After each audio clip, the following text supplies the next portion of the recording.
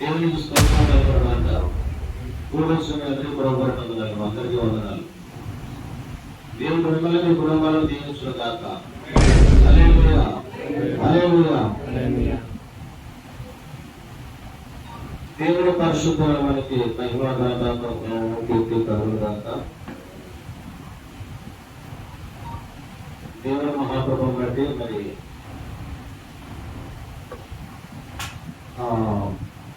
ఉపవాస ప్రాంతాల్లో 16 రోజులు కంప్లీట్ చేసుకున్నాము. రేపు మళ్ళీ 17వ రోజు. 16 రోజులు ఉపవాసం ప్రార్థించుకోవడానికి దేవుడు కృపణించాం. నేను మాతో పాటు ఒక 10 మంది వస్తున్నారు, పాస్టర్లు కూడా వస్తున్నారు. దేవుడు కృపను బట్టి మన సంగతులు రాదు కదా, కాబట్టి పాస్టర్లు వస్తున్నారు, సునీతలు తొమ్మిదిలో వస్తున్నారు. అట్లా దేవుని కృపను బట్టి ఉపవాస ప్రార్థన జరుగుతుంది. దేవుడు కళలో దర్శనాలు చూపిస్తున్నాడు. దర్శనాలు కళలు అంటే దేవుడు సమీపంగా ప్రార్థనలు ఇస్తాడు. దర్శనం చూపించాడంటే ప్రార్థనలు ఇస్తున్నట్టు లెక్క, కళ చూపించాడే ప్రార్థనలు ఇస్తున్నట్టు లెక్క. మన పక్షాన ఉండి మనకు తోడుగా ఉండి మన ప్రార్థన ఆలపిస్తేనే కళలో దర్శనాలు చూస్తాం మనం ఎవరైనా సరే. అదనమాట, అది అలాగా దేవుడు పంపించాడు. దేవుడి నయం కాక 2 అద్భుతాలు కూడా జరిగింది. ఏంటి అద్భుతాలు అంటే, ఇప్పుడు ఆ ప్రసంగ ప్రసంగం రాలేదు ఉందా ఇక్కడ రాలేదా? ప్రసంగ ప్రార్థన చేస్తుంటే చేతపడి శక్తాలు గొంతకి తిరిగి నొప్పుతున్నట్టు చూపించాడు దేవుడు. ప్రార్థన చేస్తే తుమ్మిపోయింది. తర్వాత ఇంకో కార్యం ఏం జరిగిందంటే, హాస్పిటల్లో జాయిన్ చేసి ప్రార్థన చేయమన్నారు. కుర్రోడికి కేళ్ళవాటం వచ్చింది. కుర్రోడు చనిపోతాడని ఆల్రెడీ డాక్టర్లు చెప్పిస్తాము. ఐసీయూలో పెట్టేస్తాము, గ్యారంటీ లేదని చెప్పేసి ఆ రాత్రంతా ఏడ్చారంట భార్య భర్తలు. కుర్రోడు బ్రతకడం తక్కడం వల్ల ఆవిడ పాపం వాళ్ళ చుట్టాలు అవుతుంది. ఇప్పుడు ఈ మధ్యలో మనం వస్తాం మన దగ్గరికి. ఆ చుట్టనే బంధువులు అంతా ప్రేమనాడు ఉండే చూస్తాను నేను. ఆవిడ వచ్చి ప్రార్థన చేయించుకొని ఆ కుర్రోడి కోసం ప్రార్థన ఎప్పుడైతే చెప్పుకొని ప్రార్థన చేస్తున్నాము. మన వచ్చి నేను స్త్రీల కూడికి భోజనాలు పెట్టుకుంటాను, అయ్యారు కదా ప్రార్థన చేయండి అని చెప్పి ప్రార్థన చేయించుకోలేదు. అయితే మా ప్రార్థన ఉపవాసంలో ఉన్నాం కాబట్టి మా ప్రార్థన దేవుడు ఆలకించి ఆకలిని ప్రభుత్వ బలత్వం వదిలేసి ఆమె స్వస్థత పొందుకున్నాడు. చచ్చిపోతున్న కూడా డిశ్చార్జ్ అయ్యి ఇంటికి వెళ్ళాడు. ఆవిడ వచ్చి సాక్ష్యం చెప్పింది, అయ్యా మీ ప్రార్థన మామూలు ప్రార్థన కాదు, దేవుడు ఆలకిస్తున్నాడు, మీ ప్రార్థన గొప్ప కార్యం మాకు దేవుడు చేశాడు అని సాక్ష్యం చెప్తాడు. అట్లా దేవుడు కూడా కార్యాలు చేశాడు. ఉపవాస ప్రార్థన మాకు కూడా ఒక దర్శనం చూపించాడు సేవకు సంబంధించి. అట్లా దేవుడు కృప అంటే ఉపవాసం నుండి ప్రార్థన చేయడం వల్ల ఏమవుతుందంటే, దేవుడి గురించి మనం ఏదో ఒకటి చేయాలి. అది దేవుడి గురించి ఏంటంటే, మనం ఏదో ఒకటి చేయాలి. దేవుడికి ఏం చేయాలి? ఉపవాసం నుండి ప్రార్థనగా చేయాలి, ఉపవాసం నుండి ప్రార్థన చేయాలి. అది దేవుడికి ఇష్టమైంది. మరి దేవుడిని బలపరచడం ఆయనకి ఇష్టమైంది, దేవుడిని బలపరచడం ఆయనకి ఇష్టమైంది, నాట్యం చేయడం ఆయనకి ఇష్టమైంది, ఆరాధించడం ఆయనకి ఇష్టం, పాటలు పాడడం ఆయనకి ఇష్టం, ప్రార్థన బాగా చేయడం ఆయనకి ఇష్టం, వాక్యానుసారంగా వాక్యం ఎందుకు ప్రార్థన చేయడం ఆయనకి ఇష్టం. ఇవన్నీ దేవుడు ఇష్టపడతారు. అందులో భాగంగా ఈ ఉపవాసం ప్రార్థన చేసేవాళ్ళు దేవుడు ఇష్టపడతారు. ఉపవాసం ప్రార్థన చేస్తే కొన్ని దెయ్యాలు పోతాయి అనమాట. మన ఇంట్లో ఉన్న దెయ్యాలు మన ఇంట్లో ఉన్న దెయ్యాలు పోతాయి. అది ఉపవాసం ప్రార్థన చేయడం వల్ల మొట్టమొదటిగా జరిగే క్రియ ఏంటంటే, మన ఇంట్లో కూడా దెయ్యాలు ఉంటాయి. అవి మనకంటే కనపడం, అవి పోతాయి. ఆ తర్వాత మన ప్రార్థన దేవుడు ఆలకిస్తాడు. ఉపవాసం ప్రార్థన చేసేవాడిని ప్రార్థన ఆలకిస్తాడు దేవుడు. కన్నీటి ప్రార్థన చేసేవాడు ప్రార్థన ఆలకిస్తాడు దేవుడు. కన్నీటితో ప్రార్థన చేస్తే ఆలకిస్తాడు. తండ్రి ముందు పెట్టేడుస్తుంటే బిడ్డ తట్టుకుంటాడా? తండ్రి తట్టుకుంటాడా? తండ్రి ముందు పెట్టేడుస్తున్నాడు అనుకోండి, తండ్రి ఏమంటాడు? ఎందుకు అడుగుతారా బాబు, ఏం కావాలి నీకు అని అడుగుతాడా? అడగడా? దేవుడు కూడా అంతే. నువ్వు ఏడ్చి ప్రార్థన చేస్తున్నప్పుడు ఎందుకు ఏడుస్తున్నాడు, ఏం కావాలి ఇతనికి అని దేవుడు అనుకుంటాడు. అందుకని కన్నీటి ప్రార్థన చాలా విలువ. ఉపవాస ప్రార్థన చాలా విలువైంది. ఈ ఉపవాసం ప్రార్థన చేస్తే మన స్వరం దేవుడు కనపడుతుందంట. ఒకటి రెండు, మన చెవులు క్లియర్ అవుతాయంట. దేవుడి స్వరం వినగలుగుతామంట. దేవుడు ఎంత మెల్లగా మాట్లాడినా మనకు స్వరం వినపడుతుందంట. దేవుడి స్వరం ఉపవాసం ప్రార్థన చేసేవాళ్ళు. ఆ తర్వాత దేవుడు అద్భుతాలు చేస్తాం. అట్లా ఉపవాస ప్రార్థన చాలా మన బైబిల్లో కూడా చూస్తాం. ఉపవాసం ఉండి ప్రార్థన చేస్తే ఎస్తేరు గ్రంథంలో శాసనం మారిపోయింది. అలాగే యూదులందరూ ఇప్పుడు ఎస్తేరు ఏమంది, మీరు నా నిమిత్తం నేను సావనైనా చేస్తాను, నా నిమిత్తం మీరు ఉపవాసం ఉండి ప్రార్థన చేయండి, నేను రాజమండ్రి నిలబడతాను అన్నది. వాళ్ళు ఉపవాసం ఉండే వాళ్ళ యూదులందరూ సమాజ మందిరాలకు వెళ్ళిపోయి ఉపవాసం ఉండి ప్రార్థన చేస్తారు. ప్రార్థన చేస్తే ఎస్తేరులో రాజమండ్రి నిలబడుతుంది. దాంట్లో పెట్టాడు అనే కనికరం అక్కడ వాళ్ళు చేసిన ఉపవాసం ప్రార్థనకి రాజు దయ ఎస్తేరు మీదకి వచ్చింది. ఏం కావాలమ్మా నీకు అని అడిగాడు. నేను నాకు విందు భోజనానికి రండి, మీరు ఆమను అని అడిగింది అని చెప్పారు. విందు భోజనం ఎస్తేరు విందు భోజనం ఏర్పాటు చేసింది. ఆమను మరి రాజు ఐశ్వర్య రాజు విందు భోజనానికి వెళ్ళాడు. అప్పుడు ఆమాను చేసిన తప్పని చెప్తారు. మా జాతి జనులను చంపేయడానికి శాసనం చేయించాడు ఈ దుష్టుడైన హామాను అనే చెప్తారు. చెప్పినప్పుడు అప్పుడు హామాను పుట్ర రాజు అర్థం చేసుకుని, అంటే ఇదంతా ఈ కార్యక్రమం ఎలా జరిగింది అంటే ఉపవాసం ప్రార్థన. ఉపవాసం అంటే ప్రార్థన చేయడం ద్వారా శాసనం. ఆ తర్వాత ఏం జరిగింది, హామాను ఒంటిపించాడు. హామాను కుమారులు కూడా ఒంటి ఇవ్వబడ్డారు, చంపబడ్డారు. ఆ తర్వాత యూదుల్ని చంపేమని శాసనం చేయించాడు హామాను. ఆ శాసనం తిరగరాయించింది ఎస్తేరు. యూదుల్ని చంపడానికి బదులు యూదులే తిరిగి వాళ్ళని చంపాలని, యూదుల్ని ఎవరైతే చంపాలనుకుంటారో వాళ్ళని యూదులే చంపేటట్టుగా శాసనం చేయించింది. అంటే శాసనం మారిపోయింది. శాసనం మారిపోయింది. అంటే ఉపవాస ప్రార్థన శాసనాలు మారుస్తుంది. ఉపవాస ప్రార్థన పరిస్థితులు మారుస్తుంది. ఉపవాస ప్రార్థన పరిస్థితులు మారిపోతాయి, శాస్త్రాలు మారిపోతాయి, దేవుని శక్తి రిలీజ్ అవుతుంది. చాలా విశిష్టమైన ప్రార్థన ఉపవాస ప్రార్థన.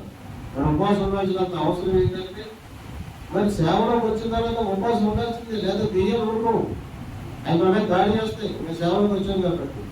ఇప్పుడు మాకు ఇంటికి ప్రార్థన చేస్తే మన ఇంటి మీద 3 దెయ్యాలు ఉన్నాయి. మా ఇంట్లో వచ్చేసి మరి కట్టుకోవాలంటే మేము ప్రార్థన ఉపవాసం ఉంటే ప్రార్థన చేస్తే మేము కట్టుకోగలుగుతాం. మేము కట్టుకోలేము. మేము అవి మమ్మల్ని మా మీద దాడి చేస్తాయి, మమ్మల్ని డిస్టర్బ్ చేస్తాయి, కుటుంబ అశాంతి తీసుకొస్తాయి, ఆ పిల్లల్ని తప్పుగా పట్టిస్తాయి. అక్కడి నుంచి సమాధానం కోల్పోతాం, గొడవలు వస్తాయి, ఇన్ని పనులు. అందుకనే ఉపవాసం ఉంటే ప్రార్థన చేయాలి. సేవకులు ఖచ్చితంగా ఉపవాసం ప్రార్థన చేయాల్సింది, లేకపోతే ఊరుకో మా మీదకి వచ్చి దాడి చేస్తాయి. అట్లాగా అందుకని ఎవరి నెత్తి మీద అందరూ చేయలేరు, నెత్తి మీద చేయలేని ప్రార్థన అందరూ చేయలేరు. ఇప్పుడు ఖచ్చితంగా నాకు ఒక విషయం అర్థమైంది. మొన్న తన మీద నెత్తి మీద పెట్టి ప్రార్థన చేస్తున్నాను. ఎవరైనా ప్రసన్న మీద నెత్తి మీద పెట్టి ప్రార్థన చేస్తున్నాను. ప్రసన్న చాలా బలహీనం అయిపోయింది, ఒంట్లో ఓపిక పరిస్థితి అయిపోయింది. అలాంటి స్థితిలో మేము వెళ్ళాము, మాట్లాడాము. అలా కదా కౌన్సిలింగ్ ఇచ్చాము. చర్చికి దగ్గరగా ఉండాలి, చర్చికి రావాలన్నా నువ్వు నేను ఖచ్చితంగా నేను డిస్టర్బ్ చేస్తాయి అని చెప్పిన తర్వాత నేను ప్రార్థన చేస్తుంటే వ్యక్తిగత చేయబట్టి ప్రార్థన చేస్తుంటే ఆమెలో బలహీనత నాలోకి వచ్చింది. నాలోని బలం ఆవిడలోకి వెళ్ళింది. ఆవిడ విడుదలకు ఆవిడ అంటే బలం పొందుకుంది, సంతోషపడిపోయింది. దేవుడైన వాళ్ళు తీసుకొచ్చాడంది, ఆనందపడిపోయింది. ఒకసారిగా నేను డౌన్ అయ్యాను. ఆవిడ బలహీనత నాలోకి వచ్చేసింది. నేను అంటే చేయాల్సి ప్రార్థన చేస్తున్నాను కదా, నాలోనే బలం ఆవిడకు దిగింది, ఆవిడ బలహీనత నాలోకి వచ్చింది. అలా ఉంటుందన్నమాట. అవి నేను తట్టుకోలేను. ఎందుకు తట్టుకోలేను? నా మీద అభిషేకం ఉంది, దేవుని ఆత్మ ఉంది, ప్రార్థన శక్తి ఉంది. మేము ఉపవాసంలో ప్రార్థన చేస్తున్నాం. అదో ఆవిడ మధ్యలో అన్నమాట పిల్లలమే చేసి ప్రార్థన చేస్తుంది. నాకు అభిషేకం లేదు. ప్రార్థన చేస్తుంది కానీ అభిషేకం లేదు ఆవిడకి. ఆ సంగతి ఆవిడ ఒప్పుకో. ఆ కుర్రాడు ఒంట్లో వాళ్ళు కానీ ప్రార్థన చేసేస్తున్నాడు, ఎక్కువ చేసి ప్రార్థన చేస్తున్నాడు. ఇప్పుడు పడిపోయింది. నాకు ఫోన్ చేసింది, మేము వెళ్ళాము. ఏమైందమ్మా అంటే ఇలా చేశాను అయ్యారు. ఎప్పుడు అలా చేయమాకు, నీకు అభిషేకం ఉంటేనే నువ్వు ఎక్కువ చేసి ప్రార్థన చేయాలి. అభిషేకం నాకు ఎలా చేస్తాము ప్రార్థన? ఈవిడ బలహీన పడిపోయింది, జ్వరం వచ్చేసింది ఈవిడికి. ఎందుకంటే ఆ ప్రభావం ఈవిడకి వచ్చేసింది. అలా ఉంటుంది. అందుకనే ఉపవాసం ఉండి ప్రార్థన చేయాలి దైవ సేవకుడు. మీరు కూడా ఉపవాసం ప్రార్థన చేస్తే మీరు శక్తి పొందుకుంటారు. ఆ రోజు మేడగదిలో వాళ్ళు ఉపవాసం ఉండి ప్రార్థన చేస్తే అగ్ని వాళ్ళ మీద దిగొచ్చింది, వాళ్ళు శక్తి పొందుకున్నారు. దేవుడు కూడా ఏం చెప్పాడు? పరిశుద్ధాత్మ మీ మీద వచ్చినప్పుడు మీరు శక్తి పొందుకుంటారు, అప్పుడు ఆ తర్వాత మీరు వెళ్ళాలని చెప్పాడు దేవుడు. శక్తి లేకుండా, పరిశుద్ధత లేకుండా, అభిషేకం లేకుండా సేవకు వెళ్ళిపోతే మన ప్రాబ్లమ్స్ వస్తాయి, మనం తట్టుకోలేము. అందుకని వాళ్ళు మీరు వాళ్ళ ప్రేమిస్తున్న ఉపవాసం ఉండి ప్రార్థన చేస్తే దేవుని ఆత్మ నది దిగొస్తే ఆ అగ్ని నాలుగులతో విభాగించబడినప్పుడు వాళ్ళ శక్తి పొందుకునే భాషను మాట్లాడారు. అంటే దేవుని అభిషేకం వాళ్ళకి వచ్చేసి దేవుని శక్తిని వాళ్ళు పొందుకున్న తర్వాత వాళ్ళకి ఆగలేకపోయారు, వెళ్ళిపోయారు. సువార్త చెప్పేస్తుంటే హింసించారు, కొట్టినా ఆగలేదు, చంపినా ఆగలేదు. ఆ సువార్త ఎన్నో సంఘాలు కట్టబడ్డాయి, ఎంతోమంది రక్షించబడ్డారు. అది దేవుని పవర్ అలా ఉంటుంది. దేవుని ఆత్మను పొందుకున్నవాడు, దేవుని శక్తిని పొందుకున్నవాడు, దేవుని అభిషేకం పొందుకున్నవాడు ఆగడు. సువార్త చెప్తాడు, రండి దేవుడు తెలుసుకోండి అని చెప్తాడు. చంపేయండి అంటాడు అన్నమాట. ఆయన అభిషేకం అటువంటిది. ఇప్పుడు మాకు అలా కనిపిస్తుంది. దానిపోతే ఇక్కడ పని వస్తే అక్కడ తెలుస్తాము. ఇప్పుడు ఈ శరీరం ఇది శాశ్వతమా? ఇది ఎల్లకాలం అంతా ఉంటుందా ఈ శరీరం? మనం ఇక్కడ పరదేశం, ఇక్కడ ఇది భూమి శాశ్వతం కాదు, ఈ శరీరం శాశ్వతం కాదు. మనం ఒక రోజు చనిపోవలసిన వారినే, ఆత్మ దేవుడి దగ్గరికి వెళ్ళాల్సిందే. అది ఎట్లా పోతే మనకేంటి అనేది ధైర్యం మాకు వచ్చేసింది. ఒక మామూలు వ్యక్తులకైతే రాదు, అది ప్రాణాలకు భయపడతాడు. దేవుని అభిషేకం పొందుకున్న వాడు ప్రాణాలు ఇవ్వడానికైనా తెగిస్తాడు. వాళ్ళు తెగించారు. అందుకనే వాళ్ళంతా కూడా సువార్త పనిలో వాళ్ళు దేవుని మహిమను వాళ్ళు చూశారు కనుక, దేవుని శక్తిని వాళ్ళు చూశారు కనుక, అభిషేకాన్ని వాళ్ళు చూశారు కనుక వాళ్ళ ఇవన్నీ యేసు ప్రభువే దేవుడు, ఈయనే దేవుడు అని చెప్పి వాళ్ళు నమ్మారు కనుక ప్రాణం ఇవ్వడానికి కూడా వాళ్ళు వెనకడు వేయలేదు. అదే పౌలు గారు ఏం చేశాడు? పౌలు గారు మొట్టమొదటిగా ఆయన ధర్మశాస్త్రాన్ని నమ్మాడు.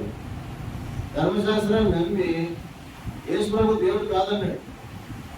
యేసు ప్రభు ఎలా దేవుడు అవుతాడు?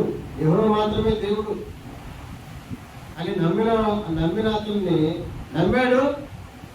స్టెఫెన్ని వాళ్ళని కొట్టి చంపినప్పుడు సమ్మతించాడు. ఆ తర్వాత ఈ పరిశుద్ధులందరినీ ఇళ్ళలో ఉన్న వాళ్ళు లాక్కి వెళ్ళిపోయి జైల్లో వేసేస్తున్నాడు. కొంతమందిని చంపేస్తున్నాడు, కొట్టేస్తున్నాడు, జైల్లో వేసేస్తున్నాడు, ఆయన హింస పెడుతున్నాడు. ఆఖరికి ఎక్కడ దమస్కులో సంఘం ఉందంట, అక్కడికి వెళ్ళి వాళ్ళ సంఘం చెప్తానని చెప్పి ప్రధాన యాజకుల దగ్గర పత్రికలు తీసుకుని బయలుదేరుతున్నాడు. దేవుడు దర్శనం పొందుతాడు. మార్గంలో అతను అడుగుతుని బయలుదేరి వెళుతుండగా మార్గ మధ్యలో దేవుడు ఆయన్ని దర్శించాడు. ఒక వెలుగు ఆయన మీద పడింది. ఆ దాటికి తట్టుకోలేక కింద పడిపోయాడు. కళ్ళు పోయినాయి. అప్పుడు దేవుడు స్వరం నిలబడింది. సౌలా నన్ను ఎలా హింసించుతున్నావు అనే స్వరం వినపడింది. ఎవరు ప్రభువా మీరు అని అడిగాడు. పడిపోయినాయి కదా, వెలుగు అకస్మాత్ వెలుగు వచ్చి మీద పడింది. దేవుడు ప్రభావం మీద పడిపోయింది, కింద పడిపోయాడు, కలిపోయింది. స్వరం వినపడింది. అప్పుడు ఎవరు ప్రభువా మీరు అని అడిగాడు. నీవు హింసించుతున్న యేసు. గురుకోవాలంటే యువకులు తనట నీకు కష్టం పోయాడు. ఎంతో మృదువుగా మాట్లాడుతాడు దేవుడు. స్వరం ఎంత మృదుగా ఉంటుందంటే, గురుకోవాలని ఎదురు తనట నీకు కష్టం పోవు. ఇంత పాపం చేసినా, మనుషులు చంపేసినా, నరహంతుడు అయిపోయినా పౌరులతో ఎంతో మృదువుగా మాట్లాడాడు దేవుడు.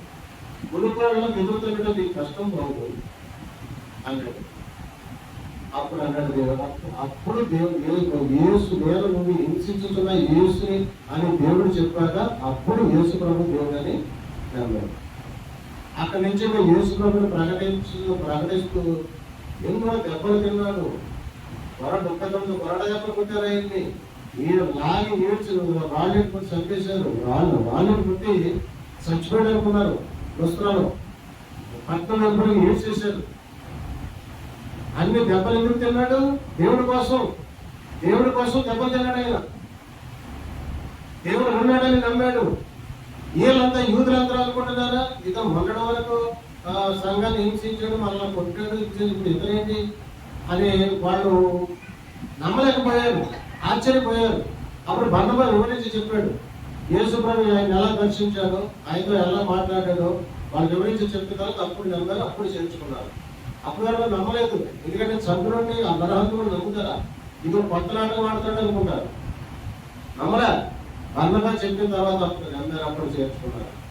అప్పుడు అక్కడి నుంచి ధైర్యంగా సువార్త చెప్పాడు, అంజులకు సువార్త చెప్పాడు, రాజులకు సువార్త చెప్పాడు, అధికారులకు సువార్త చెప్పాడు. పౌలు గారు సంఘాలు పత్రికలు రాశాడు, జైల్లో వేసాలైంది,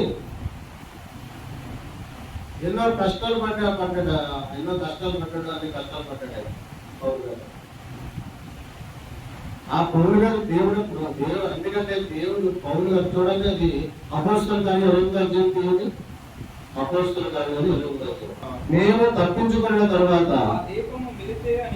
ఆ దీపము నిలితే అని తెలుసుకుంటుంది. అనాగరికులకు ఆ ద్వీపవాసులు నాకు చేసిన ఉపచారం ఇంతంత కాదు. ఎలాగనగా అప్పుడు వర్షం కురియచ్చు, చలిగా ఉన్నందున వారు నిప్పురాజు పెట్టి మమ్మల్ని అందరినీ చేర్చుకున్నది. అప్పుడు పౌలు మోపెడు పిల్లలేది నిప్పుల మీద వేయగా ఒక సర్పమును కాకకు బయటకు వచ్చి అతని చేయబట్టెను. ఆ ద్వీపవాసులు ఆ జంతు అతని చేతిని వేలాడుట చూసినప్పుడు నిశ్చయముగా ఈ మనుష్యుడు నరహంతకుడు, ఇతడు సముద్రం నుండి తప్పించుకున్నను న్యాయమాతలని బ్రతకనీయదని తమలో తాము చెప్పుకున్నది. అతడైతే ఆ విష జంతువును అగ్నిలో జాడించి వేసి ఏ హానిలో పొందలేదు. వారి అతని శరీరం వాచును లేక అతను అకస్మాత్తుగా పడి చచ్చును అని కనిపెట్టుచుండేది. చాలాసేపు కనిపెట్టుచుండిన తరువాత అతనికి ఏ హానిలో కలగకుండా చూసి ఆ అభిప్రాయం మాని ఇతరుల దేవత ఏమి స్తోత్రం కలుగునగాక. చూసారా, పౌలు గారిని ఎప్పటికప్పుడు దేవుడు తప్పించుకుంటూ కాపాడుకుంటూ వస్తే ఎన్ని దుస్తులలో చచ్చిపోయాలనుకున్నారు. చచ్చిపోయాలనుకునే పట్టణాలకు ఈడ్చేసి వాళ్ళు వెళ్ళిపోయారు. తర్వాత పౌలు గారు మళ్ళీ దేవుడిచ్చిన శక్తిని పొందుకున్నాడు. పొందుకుని మళ్ళీ సువార్త చేయడానికి వెళ్ళిపోయాడు. మళ్ళీ ఎక్కడైతే ఉంటాడో అక్కడ మళ్ళీ వెళ్ళాడు. అక్కడ శిశువులు బలపరిచాడు, అక్కడ సంఘబద్ధులు ఏర్పరిచాడు. అలా సువార్త చెప్పకుండా వెళ్ళిపోతున్నాడు. వెళ్ళిపోతూ వీళ్ళందరూ కూడా ఓడలో ప్రయాణం చేసి ఒక దీపానికి చేరుకున్నారు. ఒక దీపానికి చేరుకున్నప్పుడు ఆ దీపవాసులు అనాగరికులు కాదు, ఆ దీపవాసులు అనాగరికులు.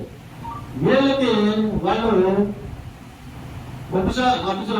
వాళ్ళకి వీళ్ళకి వాళ్ళు హెల్ప్ చేశారు. అనాగరికులు అయినటువంటి ఆ దీపవాసులు వీళ్ళకి హెల్ప్ చేశారు. వీళ్ళకి ఈ పౌరు గారికి వీళ్ళ టీంకి వాళ్ళు హెల్ప్ చేశారు. అది ద్వీపం. ద్వీపం అంటే చుట్టూ నీళ్లు ఉంటాయి, మధ్యలో భూమి ఉంటుంది, దాన్ని ద్వీపం అంటారు. చుట్టూ నీళ్లు ఉంటే మధ్యలో భూమి ఉంటే దాన్ని ద్వీపం అంటారు. ఆ ద్వీపం అలాంటి ద్వీపాలు ఎన్నో ఉంటాయి సముద్ర ప్రాంతంలో. కొన్ని దేశాల్లో కూడా ఉన్నాయి ద్వీపాలు, కొన్ని దేశాల్లో కూడా ఏర్పడ్డాయి. ఆ ద్వీపంలోకి వెళ్ళారు. చుట్టూ నీరు ఉన్నది, చలి, విపరీతమైన చలి. ఆ చలికి వాళ్ళు ఏం చేస్తారు, పొలం ఏరుకుని మంట వేసుకుంటున్నారు. మంట వేసుకుంటుంటే ఆ పొలం నుంచి ఒక సర్పం బయటకు వచ్చింది. అది వచ్చేసి పౌరులకి కాటేస్తుంది.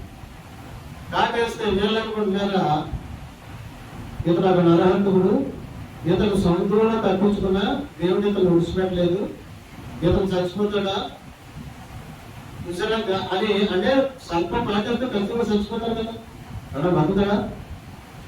రాజభవన్ కాటేస్తే బతుకుతాడా? అలా కాటేసేసింది. వీళ్ళు స్వయంగా చూసారు, అతను చచ్చిపోతాడు అనుకుంటారు, కానీ అతను సావలేదు. అయ్యా ప్రోగ్రామ్ ఏం చేశాడు, దాన్ని ఇలా ఎదిరించేశాడు అంతే. రాజభవన్ చేపట్టలు వేలాడుతుంది, ప్రోగ్రామ్ ఇలా విడిపించేసాడు. విడిపించేసుకున్నాడు, ఈయనకేం కావట్లేదు. ఏం చూస్తున్నారు కదా, నియమం అవుతుందేమో చూస్తున్నారు, చచ్చిపోతాడని చూస్తున్నారు. అప్పుడు ఏమీ కాబట్టి చూసి అమ్మో ఇతను ఒక దేవదూత అని వాళ్ళు చెప్పుకున్నారు, ఇతను ఒక దేవదూత అని. అంటే ఎందుకు బాష్పం కలిసిన పౌరులు గారు చావలేదు? దేవుడి ప్రణాళిక పౌరులు గారి మీద ఉంది. దేవుడు పౌరులు గారికి తోడుగా ఉన్నాడు, పౌరులు గారిని దేవుడు కాపాడుతున్నాడు. ఎందుకంటే దేవుడు పౌరులు గారిని దేవుడు ఏర్పాటు చేసుకున్న సాధనం కాబట్టి, ఆయన చేత పరిచయం చేయించుకోవాలనుకుంటున్నాడు కాబట్టి, ఆయన పని భూమి మీద మిగిలి ఉంది కాబట్టి, ఆయన పని దేవుడు పని ఆయన చేత పూర్తి చేయించుకున్న వరకు కూడా, దేవుడు అనుమతించే వరకు కూడా పౌరులు గారిని ఎవరేం చేయలేరు. అది ఈ వరకు సంపాదన చంపలేరు, చంపాలనుకున్నారు చంపలేకపోయారు. యూదులు చంపాలనుకున్నారు, దమస్కులో యూదులు చంపాలనుకున్నారు, వాళ్ళ వల్ల కాల, దేవుడు తప్పించేసాడు.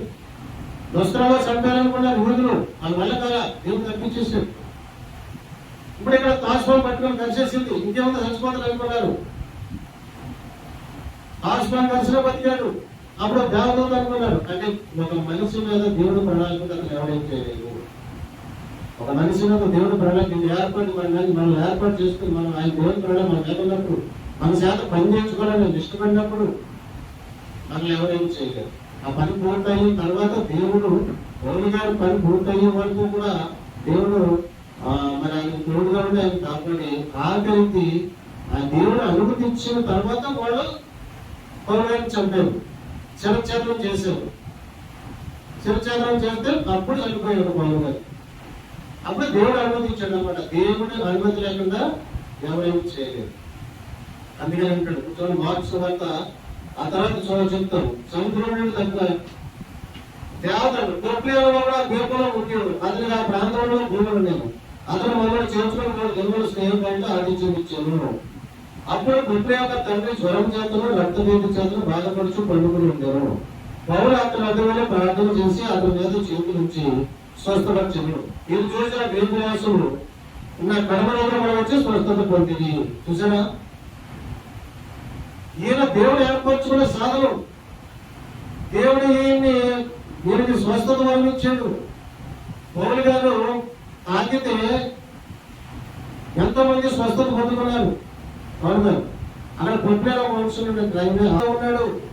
పౌరులు గారు ప్రార్థన చేస్తే అతను స్వస్థత పొందుకున్నాడు. అది చూసిన ఆ ప్రాంతంలోనే కడమరోగాలు వచ్చి పౌరులు గారి చేతి ప్రార్థన చేయించుకున్నారు. అది దేవుడు పౌరులు గారికి స్వస్థత వారికి ఇచ్చాడు. పరిచయం చేసేవాళ్ళకి దేవుడు వరాలు ఇస్తాడు. దేవుడు ప్రణాళికలో ఉన్న వాళ్ళకి, దేవుడు రక్షించుకున్న వాళ్ళకి, దేవుడు ప్రణాళికలో ఉన్న వాళ్ళకి, దేవుడు అభిషేకించిన వాళ్ళకి, దేవుడు చిత్తంలో ఉన్న వాళ్ళకి దేవుడు పౌరిస్తాడు. పౌరానికి పౌరించాడు. దేవుడు పౌరుని స్వస్థపరిచే పౌరించాడు దేవుడు. అక్కడ దేవుడు ఆయన పక్షాన్ని కార్యం చేసాడు. అదనమాట. చూడండి ఇక్కడ మార్పు సువార్త 16 మార్పు 16 సర్వలోకమునకు వెళ్ళి సర్వ సృష్టికి సువార్తను ప్రకటించుట, నమ్మి బాప్తిసం పొందినవాడు రక్షింపబడును, నమ్మని వారికి శిక్ష విధింపబడును, నమ్మిన వారి వలన విశ్వసిద్ధాడు. ఏమనగా నా నామమున దెయ్యములను వెళ్ళగొట్టుదురు, రక్త భాషలు మాట్లాడుదురు, పాములను ఎత్తుపట్టుకుందురు, మరణకరమైన చేతి త్రాగులను అది వారికి హాని చేయదు. రోగుల మీద చేతులుంచినప్పుడు వారు స్వస్థత పొందినని అది దేవుడు ఇచ్చిన పనులు. ఏమంటాడు దేవుడు? నేను సర్వలోకానికి వెళ్ళి సర్వ సృష్టికి సువార్తను ప్రకటించండి. నమ్మి బాప్తిసం పొందిన రక్షణ పొందుకుంటాడు, నమ్మని వారికి శిక్ష విధించబడుతుంది. ఎవరైతే యేసు ప్రభు దేవుడని నమ్మి బాప్తిసం పొందుకుంటారో వాళ్ళు రక్షణ పొందుకుంటారు, వాళ్ళు పరలోకం వెళ్తారు. ఎవరైతే నమ్మరో వాళ్ళు శిక్ష అనిపిస్తారు. ఎందుకంటే ఈ లోకంలో వాళ్ళ శిక్ష ఏంటా శిక్ష అంటే ప్రమాదాలు జరగవచ్చు, లేదా సునామీలో కొట్టుకుపోవచ్చు, లేదా తుఫాన్లో కొట్టుకుపోవచ్చు, లేదా కాలు చేతులు ప్రమాదం యాక్సిడెంట్ అయ్యి కాలు చేతులు కొట్టుకోవచ్చు. ఇలాగ రకరకాల బాధలు ఇప్పటికీ పడుతున్నారు. నేను చూసి ఆసుపత్రికి వెళ్ళండి ఒకసారి కనపడుతుంది, మీకు తెలుస్తుంది. అక్కడికి వెళ్ళి చూడండి ఒకసారి, ఆసుపత్రికి వెళ్ళి చూడండి. అక్కడ రోడ్లు పడుతున్న బాధలు ఏంటో అక్కడ చూడండి ఒకసారి. మనం ఎందుకు క్షేమం ఉన్నాం, మనం ఎందుకు ఆరోగ్యం ఉన్నాం? మనం దేవుళ్ళకి వచ్చాం, దేవుడిలో ఉన్నాం, మనకి దేవుడు తోడుగా ఉన్నాడు కాబట్టి మనం హ్యాపీగా ఉన్నాం. మూలుగుతున్నారు అక్కడ, కుంటుతున్నారు అక్కడ. ఆయన చూస్తే జాలేస్తుంది. ఏంటంటే వాళ్ళు నమ్మలేదు, వాళ్ళ పరలోకం లేదు. నమ్మిన వాడికే పరలోకం, నమ్మిన వాడికే సుఖం. ఏమంటాడు దేవుడు? నీ సన్నిధిలో సంపూర్ణ సంతోషం. యేసు ప్రభువు నమ్ముకున్నాడు, సన్నిధిలో సంతోషం. ఆయన కుడి చేతిలో సుఖ సంతోషం. యేసు ప్రభువు నమ్ముకున్నాడు, సుఖంగా ఉంటాడు, సంతోషంగా ఉంటాడు. ఆయన కుడి చేతిలో సుఖ సంతోషాలు ఉంటే అవి మనకు వస్తాయి. ఆ తర్వాత వాళ్ళు బ్రతుకుతారంట. యేసు ప్రభువుని ఆశ్రయించిన వాళ్ళు బ్రతికిస్తాడు దేవుడు. వాళ్ళు బ్రతుకుతారు, వాళ్ళు హ్యాపీగా ఉంటారు. జీవజలం అదే వాళ్ళ హృదయం నుంచి కొన్ని ప్రవహిస్తాయి. వాళ్ళ గృహంలో సమృద్ధి ఉంటుంది, వాళ్ళు చక్కగా ఉంటారు, సమాధానం కలిగి ఉంటారు, దైవిక కుటుంబం ఉంటారు, ప్రేమ కలిగి ఉంటారు, ఎవరికి హాని చేయరు, అబద్ధ మాటలు మోసం చేయరు, ఎవరిని కొట్టరు. లోపంలో ఉన్నదంతా ఏంటి? ఈరోజు శరీరాశ, నేత్రాశ, జీవకుటుంబం. అక్కడ శరీరాశ కోసం, నేత్రాశ కోసం, జీవకుటుంబం కోసం ఏం చేస్తారు? బట్టలు చేస్తున్నారు. శరీరాన్ని చూసి మురిసిపోతాడు. ఈ శరీరం అందంగా ఉండాలని కోట్లు ఖర్చు పెడతాడు. నేత్రాశ చూసిందల్లా కావాలంటాడు. మరి జీవకుటుంబం, ఇదిగో నాకు బిల్డింగ్ ఉంది, నాకు కారు ఉందని ప్రెస్టేజ్, స్టేటస్ చూసుకుంటాడు. అది దానికోసం వాడు అబద్ధాలు ఆడతాడు, దానికోసం వాడు మోసం చేస్తాడు, దానికోసం వాడు అక్రమం చేస్తాడు, దానికోసం వాడు మనుషులు చంపుతాడు. మరి యేసు ప్రభువుని నమ్ముకున్న చేస్తారు అవన్నీ? యేసు ప్రభువుని నమ్ముకున్నారు అవన్నీ చేయరు. ఇప్పుడు దేవుడు అన్నాడు, మనుషుడు ఏం విత్తులో అదే పంటలు కోసుకుంటాడు అన్నాడు. తెలియక అనమాట వాళ్ళు విత్తేస్తున్నారు, దుర్మార్గాన్ని విత్తేస్తున్నారు. ఆ దుర్మార్గాన్ని బలైపోతున్నారు. కత్తితో ఒక మనిషిని చంపేస్తున్నారు, అదే కత్తి కొట్టి బలై చచ్చిపోతున్నారు. ఎంతమంది చూడట్లేదు న్యూస్ లో. ఈరోజు ఒక అతను రౌడీగా ఉండేవాడు, భీమవరాన్ని ఎంతోమందిని చంపాడు. అతను మారిపోయాడు, రాజకీయ నాయకుడు అయ్యాడు, మంచి పనులు చేస్తాడు. అయినా అతన్ని ఏంటంటే కర్మ ఎవరిని వదిలిపెట్టదంట. అతను కర్మ చేశాడు. ఏంటా కర్మ అంటే నరహత్యలు చేశాడు. కర్మ అతను వదిలిపెట్టలేదు. ఒకరోజు అతను చంపేశాడు. దేవాలయం ప్లాన్ చేసి అతను ప్లాన్ చేశారు. ముందుగా అతను ప్రతిరోజు ఒక థియేటర్ దగ్గర ప్రాణి షాప్కి వెళ్తాడని, మీరు పలానా అయిపోతారని ప్లాన్ చేశారు.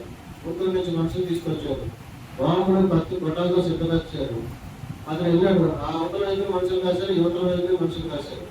అవతల వైపు ఉన్న వాళ్ళేమో బాంబు తీసుకురారు. అతను బాంబు దాటికి పేరు బయటకు వచ్చేసుకుని ఆ పేరు మళ్ళీ పట్టుకుని లోపల పెట్టేసి పట్టుకుని పరిగెత్తిపోతాడు. ఆ ఎదురుకున్న కూడా పట్టుకుని చెప్పేసి తప్పించుకోవడానికి కూడా అవకాశం లేకుండా ప్లాన్ చేసి చంపారు. ఎందుకంటే అతను తప్పించుకుంటారు ఏం చంపారు. మరి అతను చూసారా కర్మ విడిచిపెడతా ఎవరన్నా? కర్మ ఎవరిని విడిచిపెడతా. అందుకే దేవుడు కూడా ఏమన్నాడు? పేతురు యేసు ప్రభువుని గెలిచిపోయిన తోటలో అరెస్ట్ చేసినప్పుడు పేతురు ఒక సైనికుడు చెవి తెరగలేదు. పేతురు కత్తి సోర్లో పెట్టాడు. కత్తి పట్టుకున్నవాడు కత్తితోనే పోతాడు అన్నాడు దేవుడు. యేసు ప్రభువు స్వయంగా అన్నాడు, కత్తి పట్టుకున్నవాడు కత్తితో పోతాడు, కళ్ళం పట్టుకున్నవాడు కళ్ళతో ఉంటాడు, కత్తి పట్టుకున్నవాడు నరహంతుడు ఉంటాడు, కత్తితోనే పోతాడు. వాడు లైఫ్ ఉంటుంది, ఇంకా వాడి భార్య పిల్లలకు లైఫ్ ఉంటుంది. అదే కళ్ళం పట్టుకోవాడు కలెక్టర్ అవుతాడు, వాడికి లైఫ్ ఉంటుంది, వాడి భార్య పిల్లలకు లైఫ్ ఉంటుంది, వాడి సమాజానికి లైఫ్ ఉంటుంది, వాడి కుటుంబానికి లైఫ్ ఉంటుంది, వాడి తల్లిదండ్రులకు లైఫ్ ఉంటుంది. అందుకని మనుషుడు ఏం పుట్టినా అదే పంట పోయాడు. బ్రతికిస్తాడు దేవుడు. దేవుడు వచ్చిన వాళ్ళు ఎవరు ఆశ్రయించిన వాళ్ళు బ్రతుకుతారు. ఆ తర్వాత దేవుడు వాళ్ళకి సహాయం చేస్తాడు. దేవుడు సహాయం చేస్తాడు, మన అవసరాలు తీరుస్తాడు, ఆపదలో సహాయం చేస్తాడు. నిన్ను ఆపత్కాలంలో మనిపెట్టు నేను ఉత్తరమిస్తానంటాడు. ఆపత్కాలం ఆపద వచ్చినప్పుడు దేవుడు ప్రార్థన చేస్తే దేవుడు ఆ ప్రార్థనలకు సహాయం చేస్తాడు. ఎంతో మంది సాక్ష్యాలు వింటాం మనం. దేవుడి దగ్గరికి రాకపోయినా, చర్చకి రాకపోయినా, కష్టం వచ్చినప్పుడు ప్రభు సాయం చేయండి అంటే దేవుడు సాయం కొట్టుకున్నామని అప్పుడు మళ్ళీ దేవుడిలో వచ్చిన వ్యాపారం చూసి అంటే ఆపత్కాలంలో మరొకటి నేను ఉత్తరమిస్తానంటే నెమ్మది కలుగజేస్తాడు అంట దేవుడు. నెమ్మదిగా బతుకుతాడు. యేసుప్రభుని ఆశ్రయించిన వాళ్ళు, యేసుప్రభుని నమ్ముకున్న వాళ్ళు, దేవుడు హృదయంలో చేసుకున్న నెమ్మదిగా ఉంటారు, ప్రశాంతంగా ఉంటారు, సమాధానం కలిగి ఉంటారు. ఎంతో ప్రశాంతత వాళ్ళలో కనబడుతుంది, ఎంతో నెమ్మది వాళ్ళలో కనబడుతుంది. వాళ్ళ ఒక నమ్మకమైన వ్యక్తులు ఉన్నారంటే ఈ లోకంలో ప్రభు పెట్టలే. ఇంకెవరైనా నమ్మలేము మనం. ఎవరైనా నమ్ముతాం ఇంకా నమ్మలేము. ఇక వేరే ఎవరిని మనం నమ్మలేము. ప్రభు బిడ్డలే నమ్మగలుగుతాం. ఎందుకంటే నిజంగా రక్షణ పొందిన బిడ్డలు ఎవరికి హాని చేయరు. వాళ్ళ దేవుడి కోసమే బతుకుతారు, పరలోకం కోసమే బతుకుతారు. వాళ్ళు సహాయం చేస్తారు. అలా సహాయం చేయలేకపోయినా హాని మాత్రం చేయరు. తర్వాత వర్ధిల్లుతారంట. యేసును నమ్ముకున్న వాళ్ళు వర్ధిల్లుతారు, నిలదలాభివృద్ధి చెందుతారు, రోజు రోజుకి డెవలప్ అవుతారు. వాళ్ళ పిల్లలకి మేము సేవ చేస్తుంటే మా పిల్లలకు ఉద్యోగాలు ఇచ్చాడు. మేము సేవలోకి వచ్చాము, దేవుడి పని చేస్తాము, మేము వర్ధిల్లుతూ ఉంటాం. మేము వర్ధిల్లుతున్నాము. దేవుడు పోయిన సంవత్సరంలో లేవు, అంతకుముందు పోయిన సంవత్సరం ఉన్నట్టు అంతకుముందు సంవత్సరం లేవు. అంటే వర్ధిల్లుతారు, నిలదిన అభివృద్ధి చెందుతారు అన్నమాట. అంటే దేవుడు డెవలప్ చేస్తాడు, అభివృద్ధి పరుస్తాడు. తర్వాత కాపాడుతాడు, ఆపదల్లో కాపాడుతాడు, ప్రమాదాల్లో కాపాడుతాడు, యుద్ధాలు వచ్చినప్పుడు కాపాడుతాడు, వరదలు వచ్చినప్పుడు కాపాడుతాడు, తుఫాను వచ్చినప్పుడు కాపాడుతాడు, సునామీ వచ్చినప్పుడు కాపాడుతాడు. వీళ్ళు సురక్షితమైన ప్రాంతంలో పెడతాడు. ఈ రోజు దేవుడు మమ్మల్ని సురక్షితమైన ప్రాంతంలో పెట్టాడు. మేమున్న ఇంట్లో మమ్మల్ని ఎవరు ఏమన్నారు, ప్రార్థన చేయొద్దని అనుకో, మళ్ళీ మీ దేవుడు మీకు తోడుగా ఉండడానికి సంతోషిస్తున్నారు, మీ ప్రార్థన దేవుడు ఆలకిస్తున్నాడు అన్నారు. మళ్ళీ మేము దేవుడు పని చేస్తే మేము కూడా చేస్తామని చేస్తున్నారు. మా గల్లీలో కూడా ఎవరు మమ్మల్ని ఏమన్నారు. అక్కడ అందరూ క్రైస్తవులే, ఎవరు ఏమన్నారు.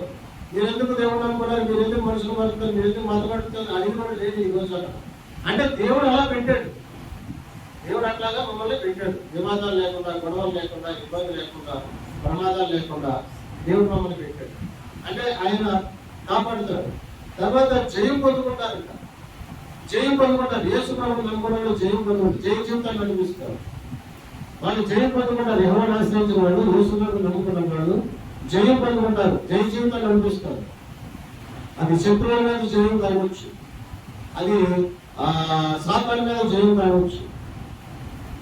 జయం పొందుకుంటారు. అంటే వాళ్ళ కీడులు మేలుగా మరుస్తాడు, వాళ్ళ శాపాలు ఆశీర్వాదాలు మారుతాయి, వాళ్ళ దుష్టులు ఆలోచనలు భంగపరుస్తాడు. అంటే ఎవరైనా మనం పాడు చేయాలంటే ఎవరైనా కుట్ర పడుతుంటే వాళ్ళ ఆలోచనలు భంగపరుస్తాడు, శత్రువులు మృతులను మరుస్తాడు, దుఃఖదినాలు సమర్పణ చేస్తాడు. ఈ అంగళాలు ప్రాచ్యంగా మారుస్తాడు. నువ్వు ఏడుస్తూ ఉంటా, అంత ముందు చూస్తూ ఉంటాడు సాక్ష్యం.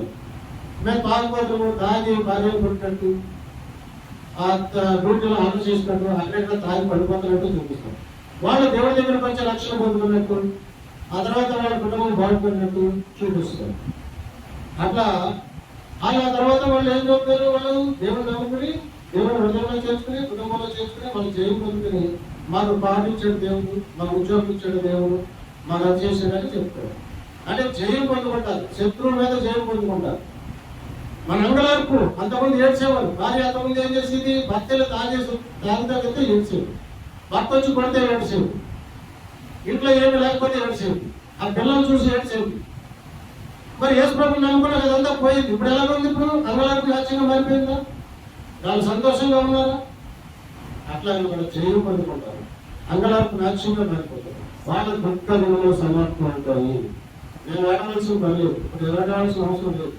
ఏడితే అవకాశం ఉండాలి, దేవుడి కోసమే ఏడవాలి. ఇప్పుడు మా కోసం ఏడవలసిన పని లేదు, మా పిల్లలు మా మనసు కోసం ఏడవాలి, లేదా దేవుడు శివుడిని తలుచుకుని ఏడవాలి తప్ప, అయ్యా నాకు అన్నం లేదని ఏడవలసిన పని లేదు, అయ్యా నాకు వస్త్రం లేదని ఏడవలసిన పని లేదు. దేవుడు అట్లా చేశాడు మాకు.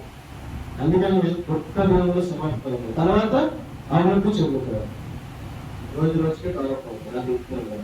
అందుకని దేవుడి పవర్ చెప్తాడానికి కొంతమంది ఏమో దెయ్యాలు మొదలుపడతారు, కొంతమంది కొత్త భాషలు మాట్లాడతారు, కొంతమంది అలాగా మరణకరమైనది ఏది తాగిన వాళ్ళు ఏం చేయదు. పాములు ఎత్తు పట్టుకుంటారంట. పాములు అంటే నిజంగా కాస్పాములు కాదు, కానీ పాములు లాంటి మనుషులు ఉంటారు, సింహం లాంటి అంటే ఘోర జంతువులు లాంటి మనుషులు ఉంటారు, తోడేలు లాంటి మనుషులు ఉంటారు. వాళ్ళు నిన్ను ఏమీ చేయలేరు, ఎందుకంటే నీకు దేవుడు పొందున్నాడు కాబట్టి వాళ్ళు ఏమి చేయరు. అంటే వాళ్ళు అసలు మనం పలకరించిన అసలు మనం మలయాళంటే అంటే బరువులు పరుస్తాను దేవుడు. నిజంగా ఒక అద్భుతమైన సాక్ష్యం చెప్తాను. మేము మోటార్ సైకిల్ వేసుకుని వస్తుంటే పోలీసు వాళ్ళు ఉంటారంట, హెల్మెట్ లేని వాళ్ళు ఖచ్చితంగా ఆడుతారు. నేను ఎదురు వస్తుంటే నేను అనుకుంటే ఆడుతున్నా పని పైన పడుతుంది, ఆర్జేస్తారేమో పైన కట్టేస్తారేమో అనుకుంటాం. నేను దగ్గరికి వెళ్ళినప్పటికీ వాళ్ళు మొహాలు ఎలా పెట్టుకుంటున్నారు,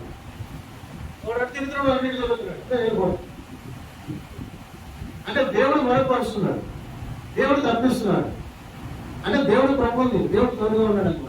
అట్లాగా దేవుడు తోడుగా ఉంటున్నాడు. తప్పిస్తాడు దేవుడు.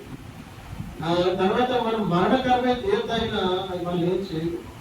దేవుడు ప్రణాళిక మనల్ని నన్ను ఒకసారి చంపేయాలనుకున్నారు ఈ హైదరాబాద్. నా ఏదో కనిపించేసారు నేను తాగేసి అప్పుడు నాకు ముందాలంటుంది. నేను ఒక ఆమె అప్పుడు లోకానుసారం జీవించినప్పుడు నేను ఒక ఆమె కోపంతో ఆవిడేదో మాట అంటే కట్టుకోలేక కొట్టేస్తే ఆవిడ ఏం చేసింది, ఒక తాగుంటే చేత తీసి కొట్టు చేసి వాళ్ళ చేత వాళ్ళతో నేను స్నేహం ఉండేవాడిని. ఈయన చేతిస్తుంది వీటికి గమనంతా నేను ఆశపెట్టింది ఏం జరుగుతుందో తెలియదు. వాళ్ళు నాకు కలిపేసి ఇచ్చేసి నేను తాగేసాను. ఆ రోజు నేను ఖచ్చితంగా చచ్చిపోతాను అనుకున్నాను. నాకు మొత్తం ముంచో సేవలు పెట్టేసి ఒంట్లో ఏమి లేదు, బీపీ డౌన్ అయిపోయింది, పోతాను అనుకున్నాను. దేవుడి శక్తి నాలో వచ్చి నేను పడుకున్నాను.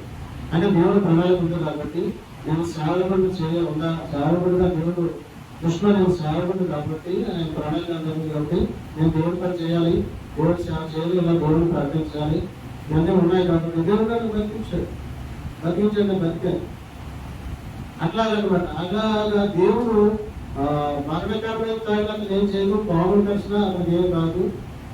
వాళ్ళ భాషలు మాట్లాడతారు, వాళ్ళకి పవర్ ఉంటుంది అన్నమాట. దేవుడు పవర్ ఇస్తుంది. అలా పవర్ ఇచ్చి అప్పుడు అటువంటి వాళ్ళు ప్రార్థన చేస్తే దెయ్యాలు వెళ్ళిపోతాయి.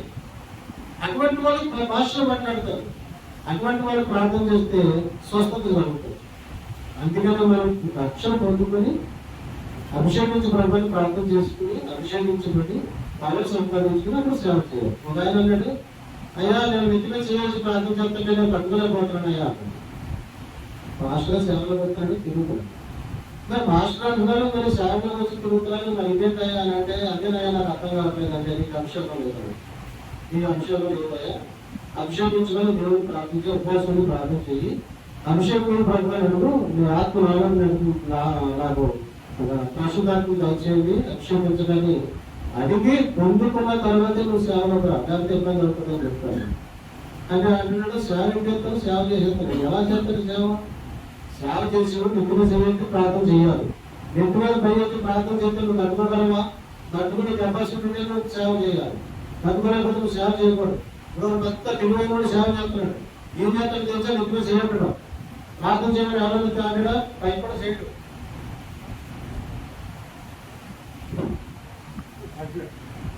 అదా అంటే మహాదేవైన సేవ చేసేస్తున్నాడు. ఎందుకంటే నిత్యం చేయడం ప్రార్థన చేయట్లా వాడికి తెలుసు. నిత్యం చేయడం ప్రార్థన చేస్తే ఏం జరుగుతుందో ఆ మహానుభావుడికి తెలుసు. అది అటువంటి తెలివైన మహానుభావులు కూడా ఉంటారనమాట. అలాంటి దగ్గరికి వెళ్ళకూడదు. నిత్యమే అభిషేకం పౌరున్న దైవజనుల దగ్గరికి వెళ్ళాలి, అభిషేకించబడిన దైవజనుల దగ్గరికి వెళ్ళాలి. అప్పుడు వాళ్ళు బాగుంటారు, ఆడ సేవకుడు తట్టుకోగలుగుతాడు, వాళ్ళు బాగుంటారు. ఏమన్నా ఉంటుంది, ఆశీర్వాదం ఉంటుంది. అంతేగాని ఎవరి దగ్గర వెళ్ళిపోయామనుకోడు ఏముంటుంది, ఏముండదు. సంవత్సరంలో అది మనకి అవసరం అదే పవర్ కలిగినటువంటి దైవం. అందుకనే అభిషేకించబడిన దైవజనుల దగ్గరికి వెళ్ళాలి, ఆత్మల దైవజనుల దగ్గరికి వెళ్ళాలి, ప్రార్థనా శక్తుల దైవజనుల దగ్గరికి వెళ్ళాలి.